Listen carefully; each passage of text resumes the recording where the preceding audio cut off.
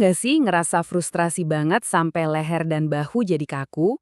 Atau mungkin merasakan gelombang amarah yang rasanya kayak membakar dari dalam? Nah, dalam pembahasan kita kali ini, kita akan coba mengungkap rahasia di balik emosi-emosi ini lewat salah satu konsep paling dasar dalam pengobatan tradisional Tiongkok, elemen kayu.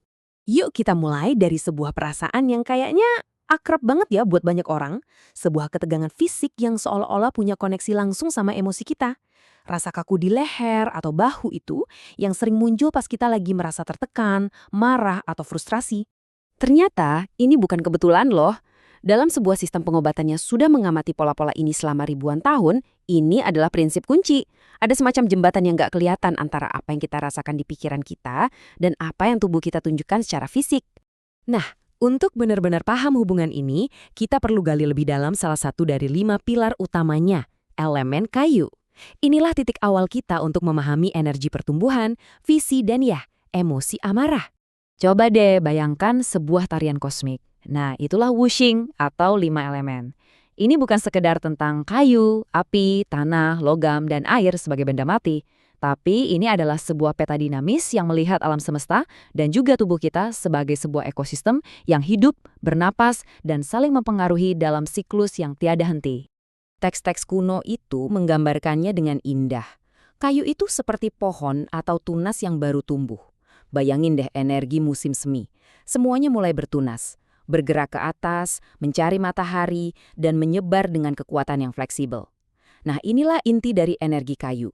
Pertumbuhan, pergerakan ke atas, dan kekuatan yang lentur. Nah, disinilah mulai menarik. Elemen kayu ini nggak berdiri sendiri. Seperti yang kita lihat di sini, dia adalah denyut nadi musim semi, hembusan angin yang nggak terduga, dan warna hijau dari kehidupan baru. Rasanya itu asam yang menyegarkan, dan yang paling penting untuk obrolan kita, emosinya adalah amarah. Secara fisik, energi ini punya rumah di dalam tubuh kita, yaitu di sistem organ hati dan kantung empedu. Oke, jadi gimana sih energi alami dari kayu ini beneran ada di dalam tubuh kita? Gimana sebuah konsep filosofis bisa jadi bagian dari kerja tubuh kita sehari-hari? Dalam pengobatan tradisional Tiongkok, rumahnya elemen kayu itu sistem organ hati dan kantung empedu. Penting banget nih untuk diingat, waktu kita ngomongin hati di sini, fungsinya itu jauh lebih luas dari sekedar organ hati dalam kacamata kedokteran barat. Coba anggap hati ini sebagai seorang jenderal visioner di dalam tubuh kita. Misi utamanya, memastikan semuanya mengalir lancar tanpa hambatan, kayak lalu lintas yang sempurna di kota besar. Hati inilah yang mengatur aliran qi, energi vital kita, juga darah dan emosi. Kalau alirannya lancar, kita merasa sehat dan seimbang. Tapi begitu macet, disitulah kekacauan dimulai. Selain itu, hati juga menutrisi urat-urat kita, yang membuat kita bisa bergerak, dan kesehatannya itu kelihatan dari kuku yang kuat dan penglihatan yang jernih. Kalau hati itu perencananya, yang bikin visi dan mimpi besar, maka kandung empedu ini adalah eksekutornya. Dialah yang memberi kita percikan keberanian, ketegasan, dan kemampuan untuk maju dan mewujudkan semua rencana itu. Oke, dari fungsi fisik, sekarang kita pindah ke lanskap emosional dari elemen kayu. Kita lihat gimana ini semua saling terhubung di dalam ranah perasaan. Energi kayu yang dinamis, asertif, dan cenderung bergerak ke atas ini menemukan ekspresi emosionalnya dalam apa yang secara luas disebut dalam pengobatan Tiongkok sebagai amarah. Tapi, amarah di sini bukan cuma soal ledakan emosi ya. Ini adalah spektrum yang luas, mulai dari rasa jengkel, frustrasi karena terjebak macet, sampai kemarahan yang benar-benar besar. Dalam kondisi yang sehat, energi ini penting banget loh. Inilah yang kasih kita dorongan untuk bilang enggak, untuk membela diri, dan untuk melewati rintangan. Ini adalah kekuatan untuk perubahan. Lalu, apa jadinya kalau energi kayu yang kuat ini malah terhalang, terpendam, atau justru meledak-ledak di luar kendali? Nah, ketidakseimbangan ini bisa muncul dalam dua cara utama. Bayangin selang air. Kalau ujungnya kita sumbat, airnya kan mandek di dalam, tekanannya numpuk. Inilah amarah yang tertekan atau stagnasi qi. Sebaliknya, kalau tekanannya terlalu besar, selang itu bisa meledak ke atas dengan kekuatan tak terkendali.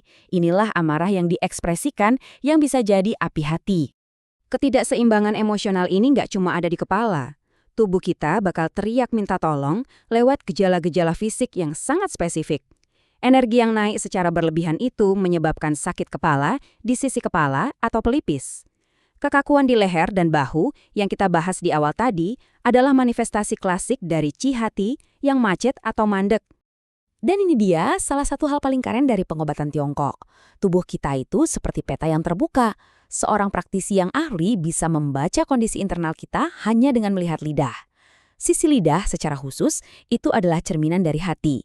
Nah, ketika sisi-sisinya memerah seperti yang kita lihat di sini, itu sinyal yang jelas sekali ada api atau panas berlebih di dalam sistem hati yang sering banget dipicu oleh frustrasi atau amarah yang sudah lama dipendam. Karena semuanya saling terhubung dalam siklus wuxing, elemen kayu yang terlalu aktif ini nggak cuma merusak dirinya sendiri. Dia bisa jadi terlalu kuat dan mulai mengganggu elemen lain. Ibaratnya kayak ngebully elemen yang lebih lemah. Pola yang umum banget terjadi adalah kayu menindas tanah. Bayangin sebuah pohon, kayu, yang akarnya terlalu kuat sampai menyerap semua nutrisi dari tanah di sekitarnya, tanah. Secara nyata, inilah yang terjadi saat stres emosional dari hati secara langsung mengganggu kesehatan pencernaan kita. Pernah nggak merasa mual atau hilang nafsu makan pas lagi marah banget atau stres berat? Nah, inilah mekanisme di baliknya. Jadi, poin pentingnya adalah, dengan memahami semua koneksi ini, kita bisa menemukan jalan untuk kembali seimbang. Ini bukan tentang menghilangkan emosi, tapi tentang gimana kita mengelolanya. Tujuannya itu bukan untuk menekan atau membuang amarah, karena itu adalah energi yang valid dan kadang kita perlukan. Tujuannya adalah menumbuhkan sifat kayu yang fleksibel dan tangguh, seperti bambu yang bisa melengkung ditiup angin kencang tapi nggak patah. Membiarkan perasaan itu muncul, kita akui, lalu kita biarkan berlalu tanpa menyebabkan penyumbatan di dalam. Jadi, gimana caranya kita merawat pohon di dalam diri kita ini? Dengan secara sadar merangkul kualitas-kualitas positif dari elemen kayu. Coba deh mulai proyek baru untuk menyalurkan energi pertumbuhan itu. Atau buat rencana untuk masa depan. Lakukan peregangan atau jalan-jalan di alam untuk melatih fleksibilitas. Setiap tindakan yang memecah kebuntuan dan mendorong pergerakan, baik fisik maupun mental, itu seperti pupuk untuk sistem hati dan kantung empedu kita. Pada akhirnya, kearifan kuno ini menawarkan lebih dari sekedar diagnosis. Ia menawarkan sebuah filosofi hidup, sebuah cara pandang untuk melihat tantangan bukan sebagai hambatan, tapi sebagai angin yang bisa menguji dan memperkuat akar kita.